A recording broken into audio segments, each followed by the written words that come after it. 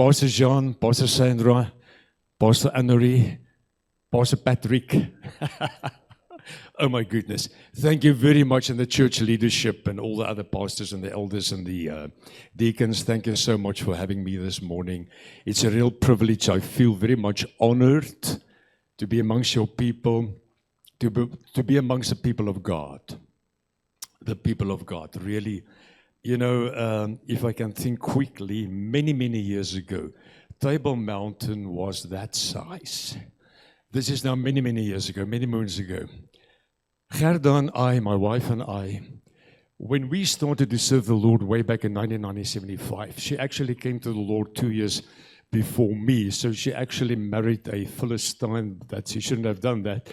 But nevertheless, since we started to serve the Lord in 1975, the old PPK church used to be the same place Pastor Daimpie Daiman. Can some of you people remember Pastor Daimpie Daiman? And then later on, Pastor Eddie Kriel. And we started to visit the church those years, seeking for a spiritual family where we can connect, and God led us in a different ways. But in a certain point in time, I can remember very well, Pastor Daimpie Daiman used to be this good, big guy. He said to me, listen, Kobus, the people, if you want to go to the AFM church, man, forget about the AFM church. They will put you in a very small congregation somewhere in a rural area. Come to the PPK and we will see for you. And I can remember he said to me, he was so ugly. Pastor Jean, I tell you this much. He said to me, he was so ugly when, just before he met the Lord, you know. But when he met the Lord and he came to repentance and being born again, the Lord changed him beautifully, and the Lord even gave him a beautiful wife. And I think she was a daughter of a police captain in those years. Yeah, so PPK, Belleville, and then later on Baruch Church. And since Pastor Jean and I, since we met, Annerie, Gerda, myself, Pastor Sandra, thank you so much. I think this is about 3 years now, a little bit more than 3 years, that we joined together and that we journeyed together. And yes, we're going to speak about different levels of grace, or different aspects of grace. Pastor John said to me the previous time when I ministered here, it was on the 31st of May, 2026. There was a request. I mentioned something that morning about common grace. I don't know very much about grace, but I knew a little bit about grace then, but I know more. And I said, listen, common grace. So he said to me, afterwards there was a request from people, can I please, next time when I come around, to have a word and to have the opportunity to preach God's word to you people. Is there perhaps a possibility to speak about the different levels of grace, or let's rather say different aspects of grace? I said, okay, thank you so much, sir. I will do that. Throw me in at the deep end, but I can swim. And you know, my brothers and sisters, it's such a privilege to share God's word with you. We have a beautiful PowerPoint presentation, the aspects of God's grace. But before we go into that, shall we just bow our heads just for a while and ask God's blessing upon the word of the Lord. The Lord is going to bless you not because of me, but because of His word, because of the Holy Spirit, the move of the Holy Spirit, the anointing of God's Spirit in our hearts, amongst us, upon us, in us, and through us. And let's just surrender ourselves and just take the word of God. Be like a sponge this morning and just soak up the word of God into your heart.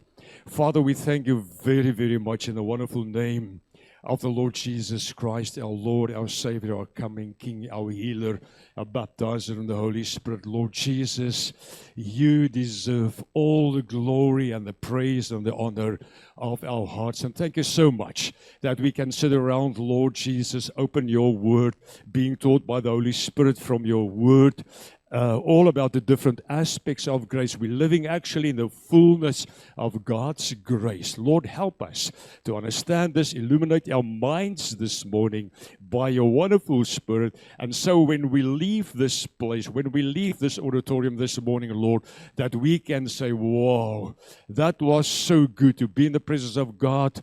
The Lord Jesus touched me in my deepest, innermost being by the Word and by the Spirit. And we say thank you in the name of the Lord Jesus. And the Church of God says, amen. Amen. I just want to share a story before we go into the aspects of God's grace. Can I tell you this? According to the Word of God, we cannot deserve grace. Then it's no more grace. Way back in the 1800s, Napoleon Bonaparte, when he was the emperor in France, between 1800, 1820, 1825, in that specific area, when he was the emperor in France, and obviously he was the head of the French army. And then one of his generals, Jolias, General Jolias, was found guilty on 2 occasions for high treason and for conspiracy against the country with the help of some enemies to overthrow the French regime at that point in time. And then he was sentenced to a death sentence, sentenced to be executed. And when his 14-year-old daughter heard about that bad news, she made all the effort to get to this high emperor, Napoleon Bonaparte. And the story goes on how she thrown herself down at the feet of this mighty emperor at that point in time. And she said, "Sir, please, I plead for mercy. I plead for grace for my father, please." And then he said to her, "He does not deserve any mercy and any grace." This is now the second time, and he's going to be executed. And then she said this. She said, "Sir, Napoleon, I totally believe in my heart of hearts, he does not deserve any grace, because if he deserves it, it will be no more grace." And that struck him so hard in his heart that he says, "Okay, on your behalf, I will set him free.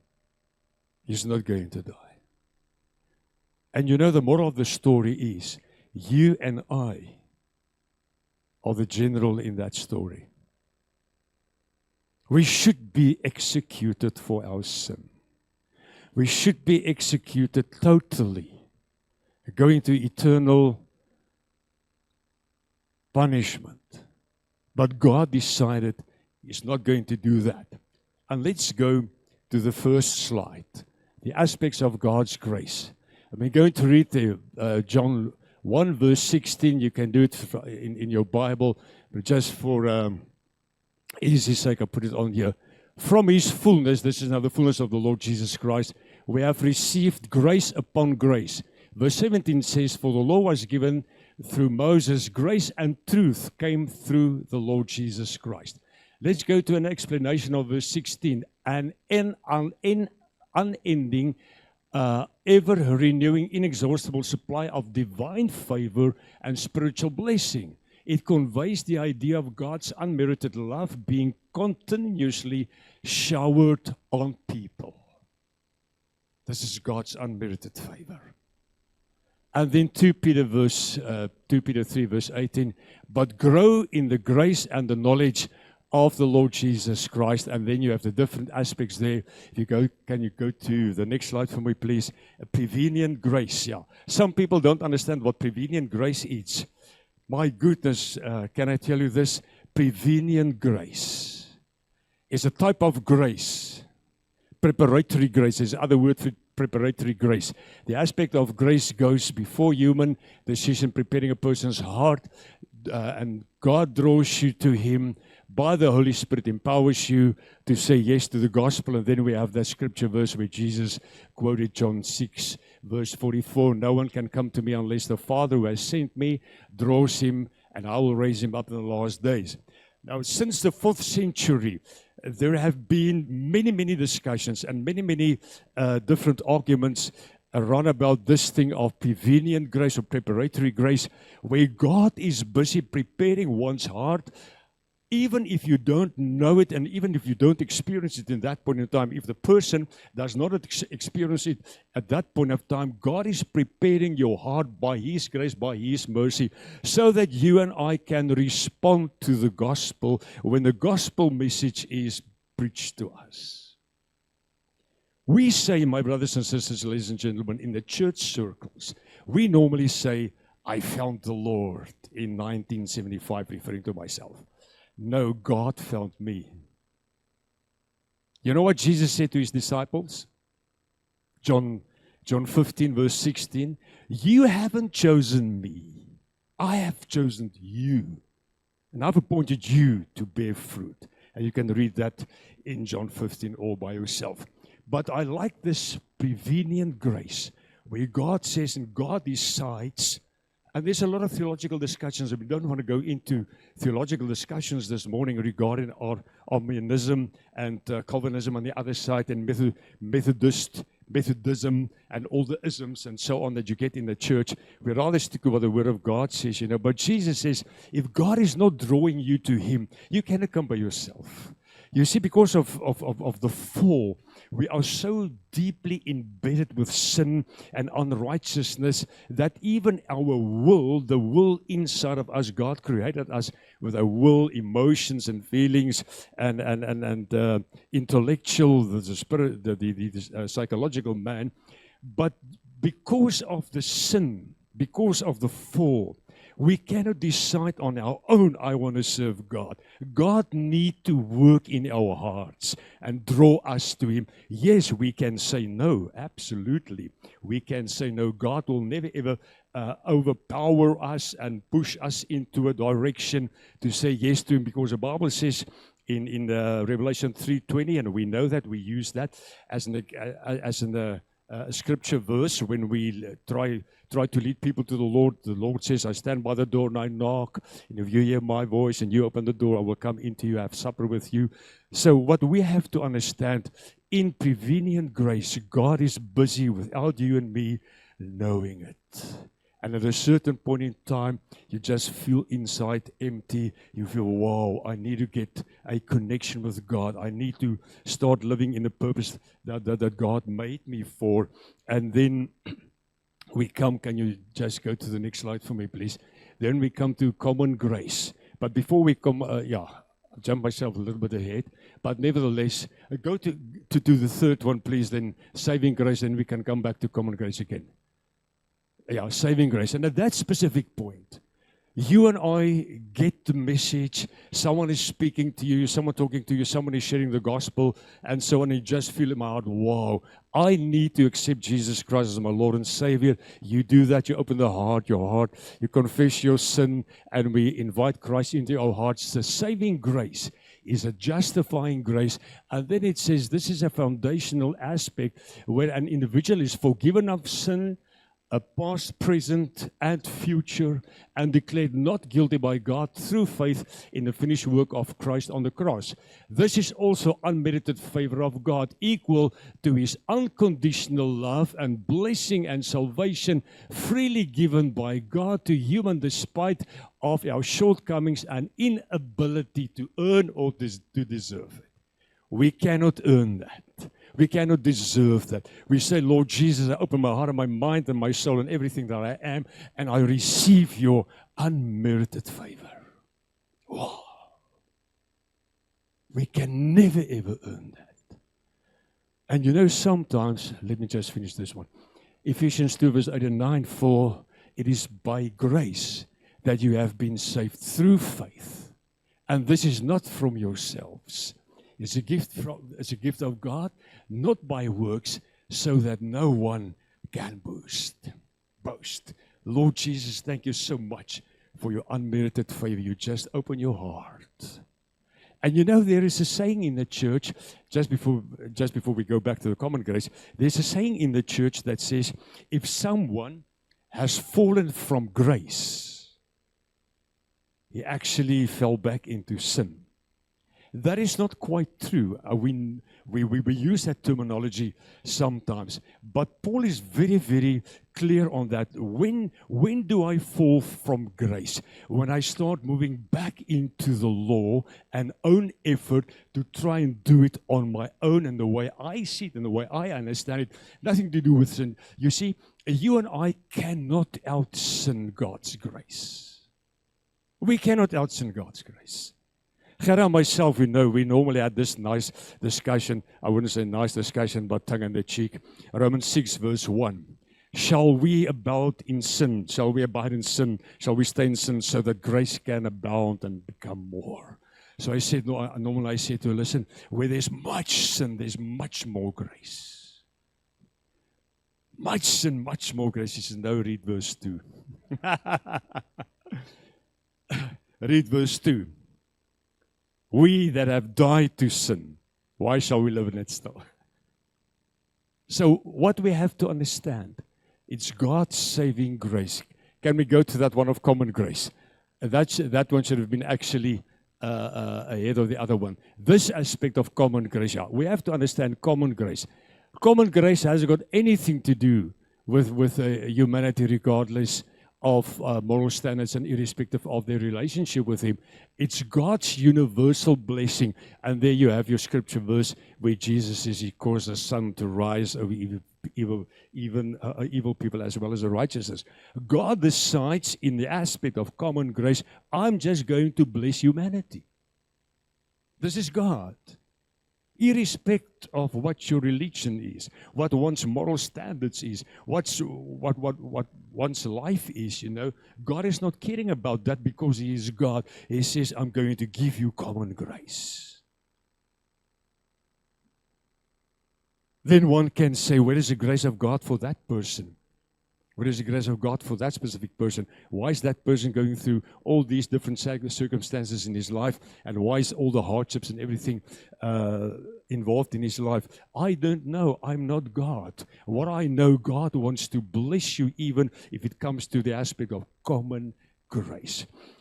But can I say, hold your horses, like some people say. We're working towards a certain point.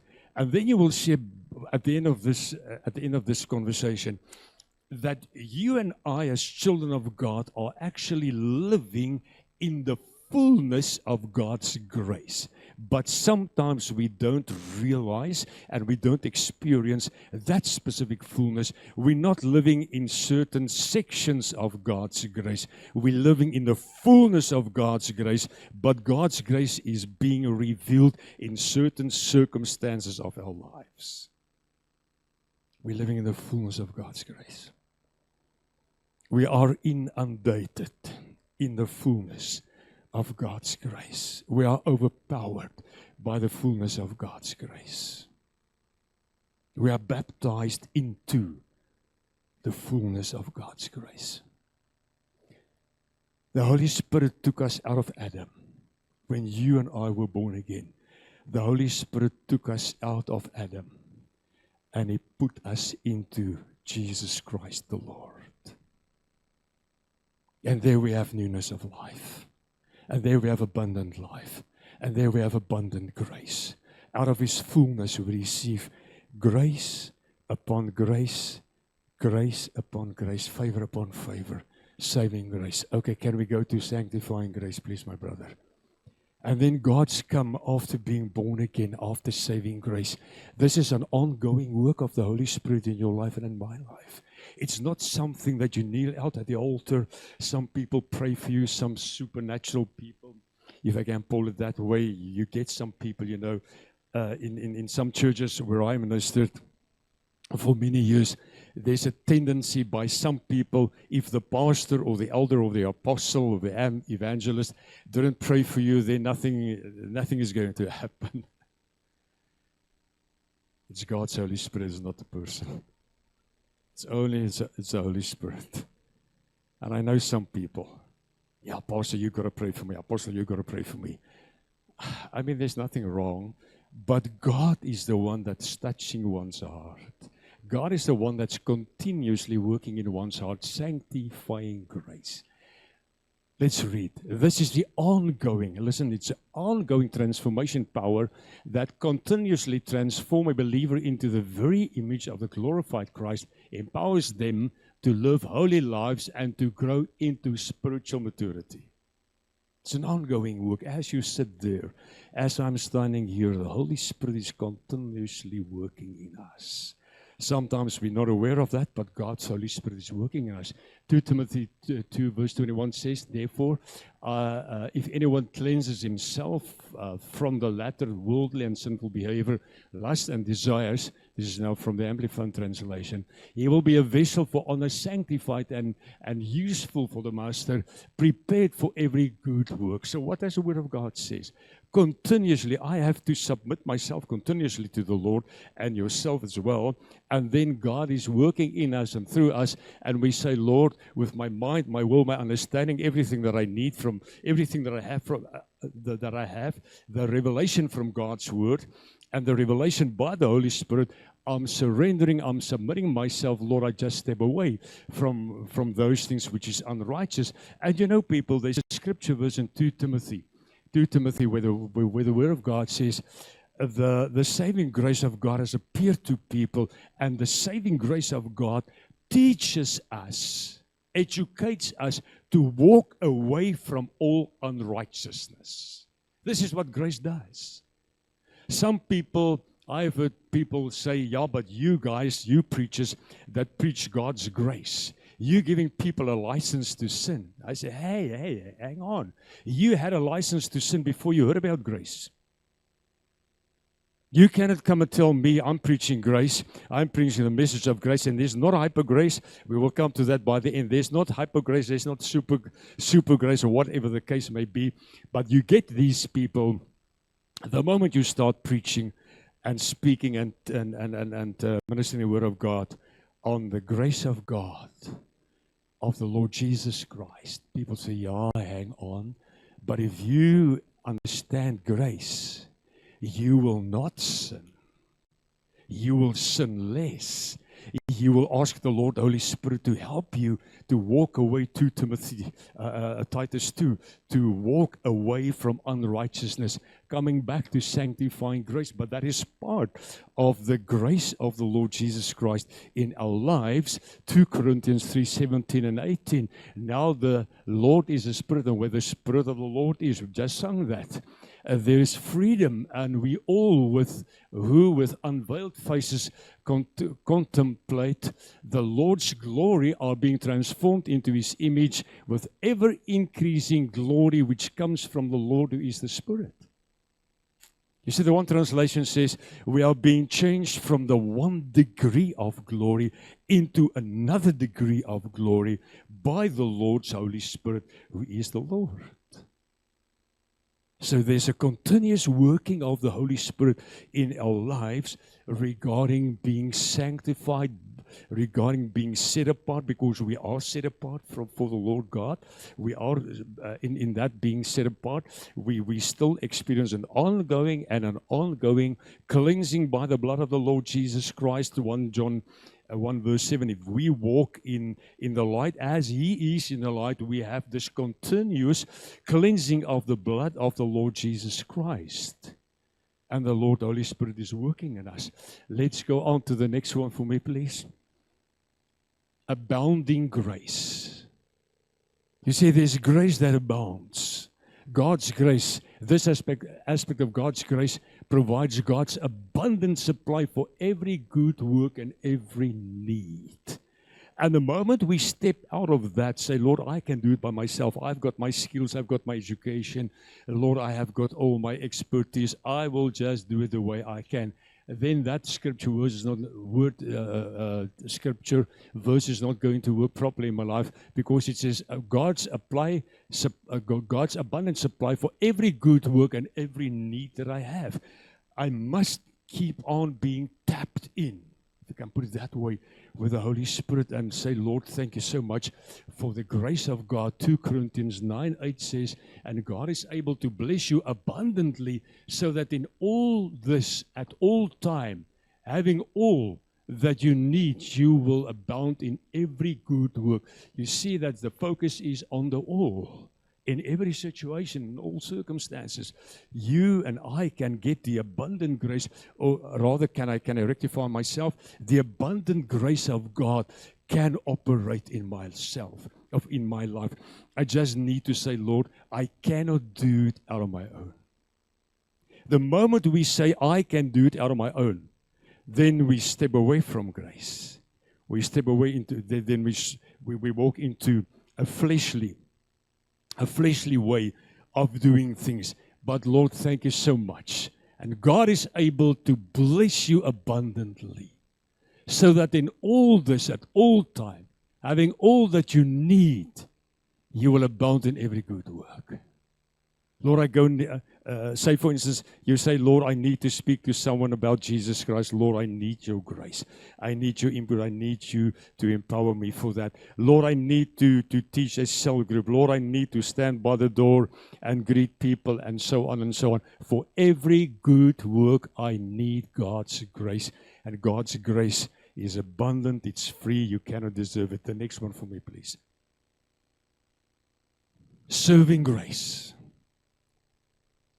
And my brothers and sisters, ladies and gentlemen, can I tell you, every one of us in this church building this morning are servants of the Most High God.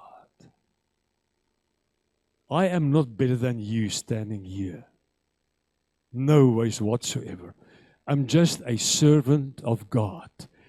And you know, the Lord Jesus said at a certain point in time, when John and James's mother asked him, Lord, if when you get into your kingdom, she was actually looking for position for the two sons. Can the one son sit on your left-hand side and the other one on your right-hand side? And he says, woman, you don't know what you're asking.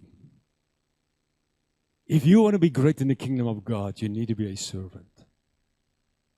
If we cannot be servants, we will never ever be great in the kingdom of God. Someone that's out there by the door in the parking area.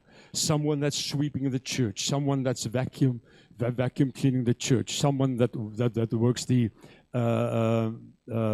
projector there at the back of the computer. Everyone is busy doing a spiritual work. Sometimes we see spiritual work as preaching, as baptizing people, as marrying people, as doing a visitation, spiritual things, and so on. And then we have this tendency of separating the other stuff from the spiritual. Everything we do is spiritual. We do it for the King and for His kingdom. God is gifting you and I with a certain gift, how to do that. This kind of grace, serving grace, equips and empowers believers to use their God-given spiritual gifts, resources, and influence to be a blessing to others, serve Christ's church and God's kingdom. If you stand there with a broom and you sweeping the floor, I'm doing this for the Lord Jesus Christ. If I'm greeting people, if I'm doing Holy Communion, prepare Holy Communion, if you do anything else, Lord, thank you for my gifts and my talents. I do it for your church and your kingdom. 1 Peter 4:10-11 is a very, very strong verse on that. Each one of you, each one of us, should use whatever gift you have received to serve others as faithful stewards of God's grace in its various forms. If anyone speaks, they should do so as one who speaks the very words of God. If anyone serves, they should do so with the strength God provides, so that in all things God may be praised. Sorry, there is a spelling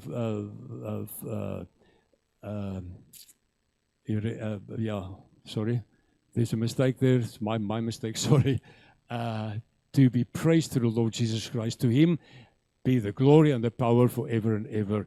Amen. So God says, okay, if you serve the grace of God, you serve one another with the grace of God, with the grace of God, according to the ministry, according to the gifts you and I receive from the Lord Jesus Christ. Be a servant girl, be a servant woman, be a servant man, and say, Lord, I do it from my heart, the best for you and your kingdom. The next one, please.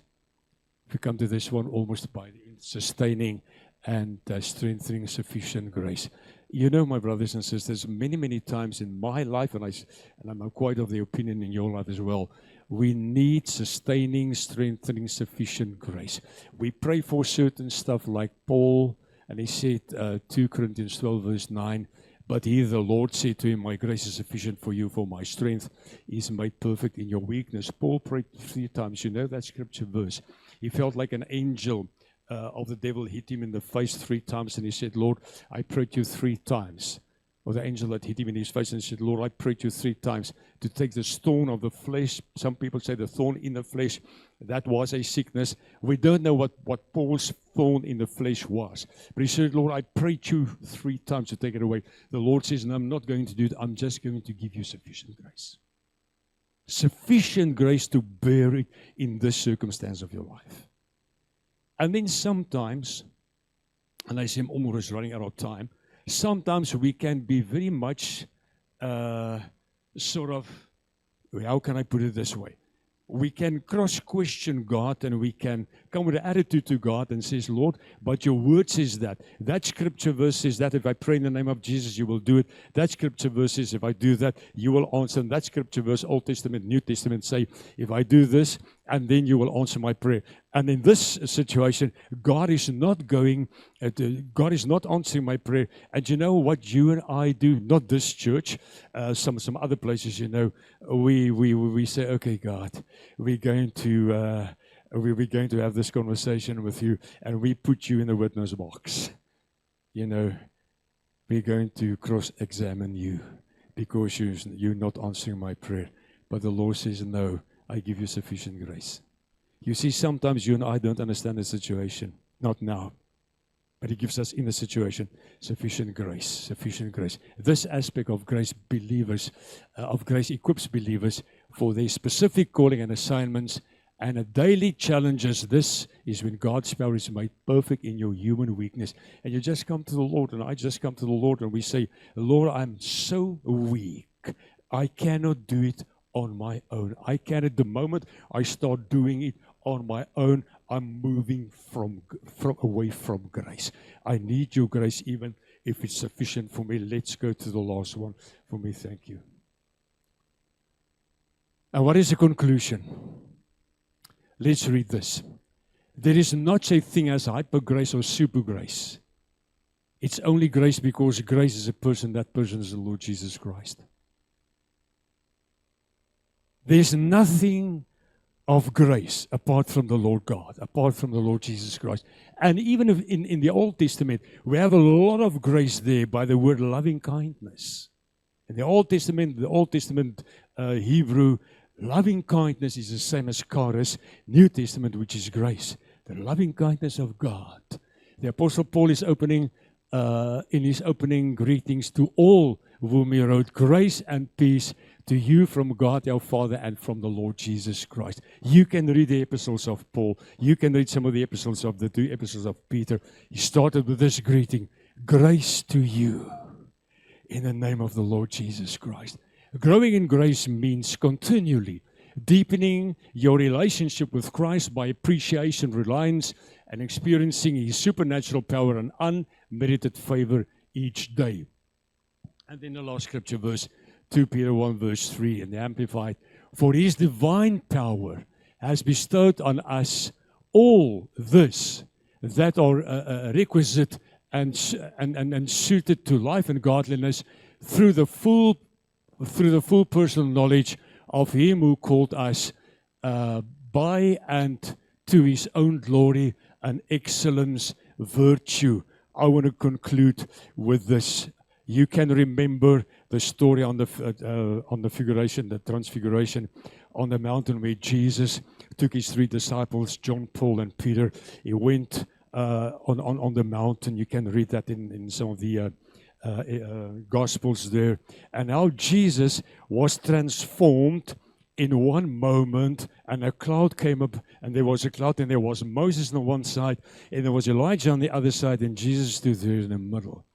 And Peter was so overwhelmed with this whole experience that he said, Lord, can we please build 3 huts? The one for Elijah, the one for Moses, and the one for yourself. And then a cloud came upon them. And when the cloud lifted, there was only Jesus. Moses represented the law. Elijah represented the prophets. And that was gone. And only Jesus stood there. And there came a voice from heaven. This is my beloved Son. Listen to him. What remains? Grace remains. Yeah, we can listen to the prophetic word. We can listen to the word of the law. But we say, Lord Jesus, thank you so much. The grace of God remains. And the grace of God will remain in your life and in my life until the moment we just go over to the other side to be with the Lord in glory. Amen. Shall we have a word of prayer? Father, thank you so much. We can never understand with our own mental, physical understanding the various aspects of God's grace. Father, it's so big, it's so wide, it's so deep, it's so high. Thank you for a glimpse this morning from the Word of God, from the Holy Spirit, that we can understand something about the various aspects of God's grace. Father, and thank you so much that every one of us this morning, that we are actually living in the fullness of God's grace. Help us to understand that in various aspects of our lives, various situations of our lives, various challenges in our lives, that we can experience that part of God's grace that's needed for that situation in our lives. Father, thank you so much for Baruch Church and the Baruch family, spiritual family, and everyone that's listening by stream. And thank you so much for the leadership of this church, the dear people in this church. Thank you so much, Lord Jesus, for having myself and my wife here this morning and that I can share God's word. Father, and I pray this morning that the message of the grace of the Lord Jesus Christ, the message of the gospel of the Lord Jesus Christ will be so deep embedded in our own hearts and in our own minds that we will live the way Jesus lived. And we can do that by the impartation of your Holy Spirit. So, Father, I pray, impart everyone this morning, and everyone that's not here this morning, and everyone that's listening to this message, impart us in such a way with your Holy Spirit that we can be indeed people of grace, people that understand grace, people that can give grace to people, and people that can praise God all the way in our lives. Thank you again for this morning, and we bless you, and we honor you, and we appreciate you in the name of the Lord Jesus Christ. And the church says, Amen.